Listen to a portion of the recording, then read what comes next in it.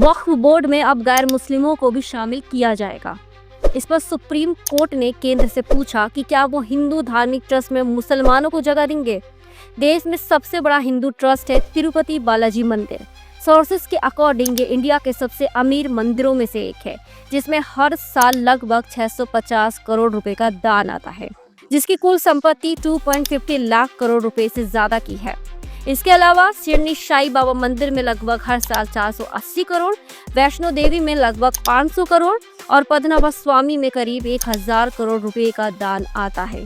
पर हिंदुओं के दान के कानून के अकॉर्डिंग कोई भी बाहरी बोर्ड इनका हिस्सा नहीं हो सकता। अब बात करते हैं वक्फ बोर्ड की। वक्फ अरबी शब्द है जिसका मतलब होता है रुकना। 27 देशों के वक्फ की संपत्ति पर काम करने वाली एजेंसी औकाफ प्रॉपर्टीज इन्वेस्टमेंट फंड के अकॉर्डिंग कानूनी शब्द में इस्लाम में कोई व्यक्ति जब धार्मिक वजह से या ईश्वर के नाम पर अपनी प्रॉपर्टी दान करता है तो इसे प्रॉपर्टी वक्फ कर देना कहते हैं, फिर चाहे वो पैसे हो या फिर बड़ी बड़ी इमारतें हों। अपनी प्रॉपर्टी दान में देने वाला वकीफा कहलाता है। वकीफा ये शर्त रखता है कि उसकी संपत्ति से होने वाली आमदनी सिर्फ पढ़ाई पर या अस्पतालों पर ही खर्च हो। इन संपत्तियों को बेचा या धर्म के अलावा किसी और मकसद के लिए इस्तेमाल नहीं किया जा सकता है। लेकिन ये विवाद का मुद्दा इसलिए बना क्योंकि वक्फ बोर्ड के पास रेलवे सेना के बाद सबसे ज्यादा संपत्ति है। पर यहाँ ध्यान देने वाली बात यह है कि इनके दान का तरीका ही संपत्ति देना है। इसके अलावा विवाद का मुद्दा है वक्फ बाय यूजर, जिसे नए कानून के अकॉर्डिंग खत्म कर दिया गया है। वक्फ बाय यूजर उस संपत्ति को कहा जाता है जिसे लंबे समय तक धार्मिक या परोपकारी उद्देश्य के लिए उपयोग में लाए जाने की वजह से वक्फ माना जाता है। अब यहाँ ध्यान देने वाली बात है जो लंबे समय तक धार्मिक उपयोग में लाई गई हो, जैसे जामा मस्जिद। इसमें कई साल पुरानी मस्जिदें, कब्रिस्तान आते हैं, जिसमें जरूरी नहीं कि उनके पास कोई भी डॉक्यूमेंट हो।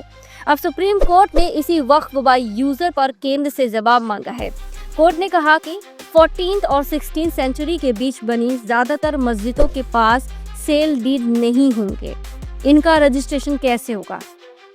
कोर्ट ने कहा हम ये जानते हैं कि पुराने कानून का कुछ गलत इस्तेमाल हुआ है, लेकिन रियलिटी में कुछ वक्फ प्रॉपर्टीज हैं। इनके इस्तेमाल के दौरान लंबे समय से वक्फ संपत्ति के तौर पर पहचान हुई। वक्फ बाय यूजर मान्य किया गया है। अगर आप इसे खत्म कर देंगे तो बहुत बड़ी समस्या होगी। वक्फ बोर्ड का इतिहास और नया कानून।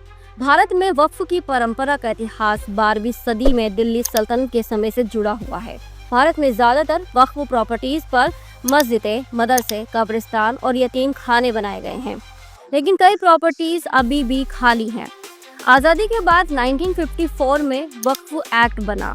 1995 में कुछ संशोधन के साथ नया वक्फ एक्ट लाया गया और 2013 में भी कई बदलाव किए गए।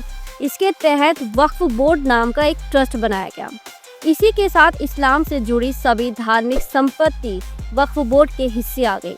लगभग सभी मुस्लिम धर्मस्थल वक्फ बोर्ड एक्ट के तहत आते हैं, लेकिन कुछ नहीं भी आते, जैसे कि अजमेर शरीफ की दरगाह पर यह एक्ट लागू नहीं होता।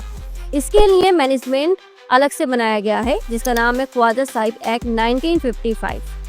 करंट में जो वक्फ एक्ट है उसके तहत संपत्तियों का कामकाज देखने के लिए बनी सेंट्रल वक्फ काउंसिल भारत सरकार को वक्फ से जुड़े मुद्दों पर सलाह देती है। इसके अलावा राज्य में 2 बोर्ड्स होते हैं, सुन्नी वक्फ बोर्ड और शिया वक्फ बोर्ड। इन बोर्डों का एक चेयरमैन होता है। 2 सदस्य राज्य सरकार तय करती है।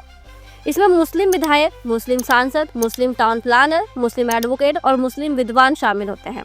प्रॉपर्टीज का लेखा जोखा रखने के लिए बोर्ड का एक सर्वे कमिश्नर भी होता है। सभी मेंबर्स का जो टाइम पीरियड होता है वो 5 साल का होता है। राज्य सरकार डिप्टी सेक्रेटरी रैंक के IAS ऑफिसर को बोर्ड का CEO बनाती है।